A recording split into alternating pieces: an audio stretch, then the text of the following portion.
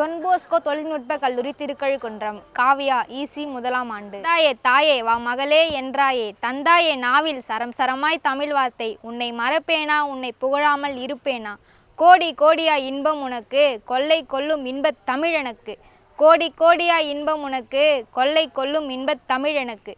நான் இப்பொழுது பேச வந்துள்ள தலைப்பு டொன் போஸ்கோயின் கல்வி முறையும் செயலாக்கமும். போஸ்கோ வட இத்தாலியில் உள்ள பெக்கி என்னும் ஊரில் 1815ஆம் ஆண்டு ஆகஸ்ட் 16ஆம் நாள் பிறந்தார். அவரது தந்தை பெயர் பிரான்சிஸ் லூயி போஸ்கோ, தாயின் பெயர் டிராங்செட் ஓகேனா. அவரின் மூத்த சகோதரர்கள் அந்தோனி மற்றும் ஜோசப் அவர்கள். போஸ்கோவின் கல்வி காலம். போஸ்கோ வறுமையான குடும்பத்தில் பிறந்ததால் அவருக்கு கல்வி கற்பது எட்டா கனவாகவே இருந்தது. பிறகு அவர் ஆடு மாடுகளை மேய்த்து வரும் வறுமையினால் தன் கல்வியினை கற்றார்.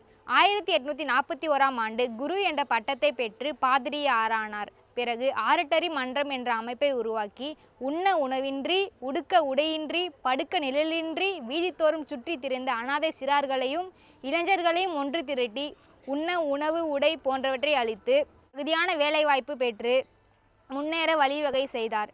இதுவரை 130 நாடுகளில் போஸ்கோவின் கல்வி முறையை முறையான கல்வியாகவும் முறைசாரா கல்வியாகவும் பின்பற்றப்படுகிறது. போஸ்கோ பிறந்தது இத்தாலி தேசம். அவர் இதயத்தில் இருந்தது அனாதை சிறார்களின் மீது வற்றாத பாசம்.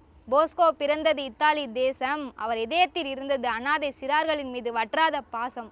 போஸ்கோ அனாதை சிறார்களின் மீது இரக்கம் காட்டினார். அதனால்தான் அவர்களை அரவணைத்து அறிவு ஊட்டினார். சக மாணவர்கள் மத்தியில் நகைச்சுவை நாயகனாக வலம் வந்தார். வாழ்நாள் முழுவதும் தான் சந்தித்த மக்களுக்கு இறையன்பை ஊட்டி வளர்த்தவர் தான் புனித டொன் போஸ்கோ.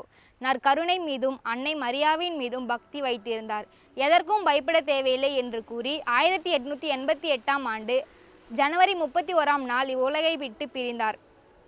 இந்நன்னாளில் சலேசிய சபையர் அனைவரையும் வாழ்த்துகிறேன். அணியணியாய் அவர் செய்து வரும் பணிகளையும் போற்றுகிறேன்.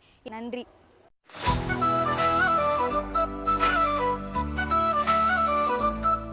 Don Bosco.